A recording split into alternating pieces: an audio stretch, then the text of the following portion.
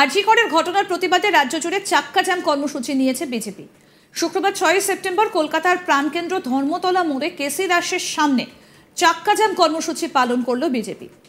উত্তর কলকাতার বিজেপির জেলা সভাপতি তমগ্ন ঘোষের নেতৃত্বে এই কর্মসূচি পালিত হয়েছে।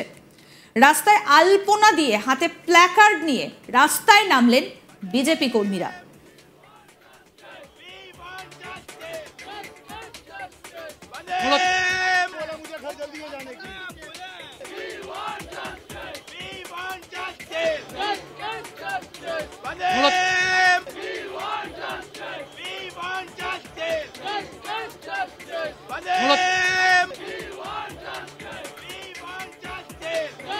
এই কর্মসূচিতে ছিলেন বিজেপি যুব মোর্চার নেতা সুবোধ দাসও।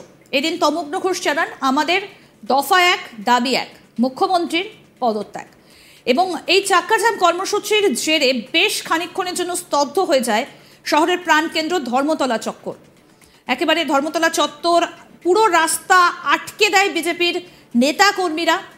উই ওয়ান্ট জাস্টিস স্লোগানে কার্যত খানিকক্ষণের জন্য স্তব্ধ হয়ে যায় শহর কলকাতার প্রাণকেন্দ্র ধর্মতলা। আর এই ধর্মতলায় বিজেপির চাক্কা জ্যাম কর্মসূচি বেশ খানিকক্ষণের জন্য স্তব্ধ হয়ে যায় যান চলাচল।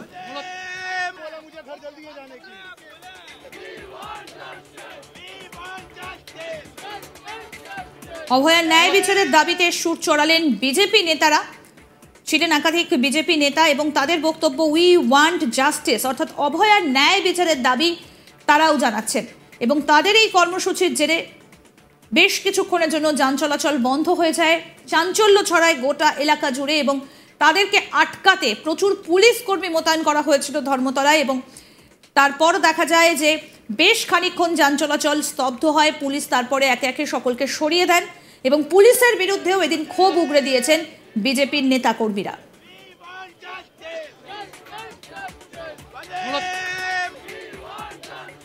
উত্তর কলকাতার বিজেপির জেলা সভাপতি তমগ্ন ঘোষের নেতৃত্বেই এই কর্মসূচি পালিত হয়েছে। রাস্তায় আলপনা দিয়ে হাতে প্ল্যাকার্ড নিয়ে রাস্তায় নামেন বিজেপির কর্মীরা।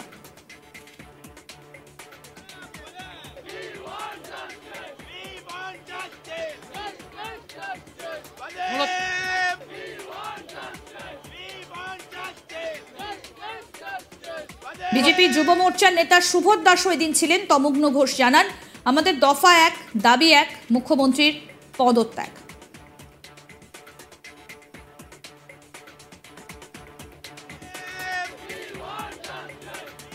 আমাদের প্রতিনিধি সুজয় ঘোষ কি প্রতিবেদন তুলে ধরেছেন শোনাবো আপনাদের। ধর্মতলা একেবারে কেসি দাস মোড়ে দেখতে পাচ্ছি যে দফায় দফায় বিক্ষোভ দেখাচ্ছে যুব মোর্চার কর্মী সমর্থকরা। তারা কিন্তু দফায় দফায় বিক্ষোভ করছে। আমরা সেই ছবি একেবারে সরাসরি সেই ছবি তুলে ধরছি। এই মুহূর্তে মুখ্যমন্ত্রী মমতা বন্দ্যোপাধ্যায়ের ছবি নিয়ে তারা এই মুহূর্তে দফায় দফায় বিক্ষোভ করছে। আমরা সেই ছবি একেবারে সরাসরি সেই ছবি তুলে ধরছি। এই মুহূর্তে আমরা দেখতে পাচ্ছি যে গোটা রাস্তা একেবারে অবরুদ্ধ করা হয়েছে। সম্পূর্ণ বাস চলাচল সম্পূর্ণ বন্ধ করা হয়েছে। আমরা সেই ছবি আমরা দেখাচ্ছি যে গোটা রাস্তা একেবারে বন্ধ করে দেওয়া হয়েছে। আমরা সেই ছবি দেখাচ্ছি সরাসরি। আমরা জানি যে বিজেপির পক্ষ থেকে আজকে চাক্কা জাম বিজেপির পক্ষ থেকে একটা চাক্কা জাম ঘোষণা করা হয়েছিল এবং সেই ঘোষণা মতো আমরা দেখতে পাচ্ছি দফায় দফায় তারা বিক্ষোভ দেখাচ্ছে। এই মুহূর্তে গোটা যে ধর্মতলা কেসি দাসের যে মোড়, সেই মোড় একেবারে অবরোধ করা হয়েছে। সম্পূর্ণ যান চলাচল আমরা যেটা দেখতে পাচ্ছি সেই যান চলাচল পুরোপুরি বন্ধ হয়ে গিয়েছে। যেভাবে আরজি কর কাণ্ডে একটা নরকীয় ঘটনা ঘটেছে এবং কলকাতা পুলিশ এবং রাজ্য প্রশাসন বারবার সেটাকে সাপ্রেস করার চেষ্টা করেছে। আমরা দফা 1 দাবি 1 মমতা ব্যানার্জির পদত্যাগ, এটা আমাদের দাবি এবং জাস্টিস ফর আরজি কর তো সবসময় আমাদের বুকে রয়েছে। আমরা বারবার করে সেই কথা বলে যাচ্ছি। এটা কি চাক্কা জামের কর্মসূচি? চাক্কা জামের কর্মসূচি সারা উত্তর কলকাতা জুড়ে, কাশীপুর থেকে ধর্মতলা, শিয়ালদা থেকে বেলেঘাটা সব জায়গায় বন্ধ এখন। সুবোধ, প্রথম দিন থেকে আমরা এই যে আরজি করে যে ঘটনা ঘটেছে তার বিরুদ্ধে আমরা রাস্তায় নেমে এই যে দলদাস পুলিশ প্রশাসন এদের বিরুদ্ধে চোখে চোখ রেখে আমরা আন্দোলন করছি। আমাদের 2-3টে প্রশ্ন ছিল পুলিশ প্রশাসনের কাছে, এখনো অবধি না তার উত্তর পেলাম, না এরা কোনোদিন দেবে। ইনভেস্টিগেশন ছাড়া সুসাইড কি করে বলা হলো? 4 ঘন্টা মানে যখন মৃতদেহ পাওয়া গেল তার 4 ঘন্টা পরেও টালা থানায় এফআইআর হলো না কেন? 1,500 থেকে 2,000 লোক রাস্তায় নেমে ভাঙচুর করলো হাসপাতালে, তখন পুলিশ প্রশাসন ছিল, সেটা কি করে হয়ে গেল? পুলিশ প্রশাসনের কাছে এগুলোর উত্তর নেই। আমি বিনীত গোয়েলের কাছেও প্রশ্ন তুলেছিলাম যে আপনার কাছে যদি ক্ষমতা থাকে আমাদের সাথে 15 মিনিট ডিবেট করুন। যে ডক্টররা রাস্তায় নেমে 22 ঘন্টা আন্দোলন করার পরে সে সময় পাচ্ছে ওদের প্রতিনিধি টিমের সাথে বসার, সে পুলিশ প্রশাসনের কাছে আর কিছু আশার করার নেই। আমরা প্রথম দিন থেকে ডিমান্ড করেছিলাম, এই কলকাতার দলদাস পুলিশ প্রশাসনের উপর আমাদের কোনো আস্থা ভরসা নেই। আমরা ডিমান্ড করেছিলাম সিবিআই ইনভেস্টিগেশন হোক, তাই চলছে। কিন্তু সিবিআই ইনভেস্টিগেশন করবে এটা কি করে? সব তো ভেঙে দিয়েছে, ভাঙা চাপা করে দিয়েছে। তৃণমূলের পক্ষ থেকে বলা হচ্ছে এই তোমাদের চাক্কা জামে প্রচুর সাধারণ মানুষ তারা নাকি সমস্যায় পড়বে। আর যে যে নির্যাতিতা মারা গেছে তার পরিবার, তার মা বাবার নিয়ে একটাও তো ওনাদের বক্তব্য বেরোয়নি। একটাও কি বক্তব্য বেরিয়েছে? ওরা ফেসবুকে লিখছে যে সিজিও অফিস ঘেরাও করো। ওরা ফেসবুকে এই ঘটনার বিরুদ্ধে কথা বলছে, ঘটনার পক্ষে কথা বলছে। ওদের পক্ষ থেকে 21টা উকিল, অ্যাডভোকেট কপিল সিব্বলের নেতৃত্বে লড়াই করছে। ওদের লজ্জা লাগে না?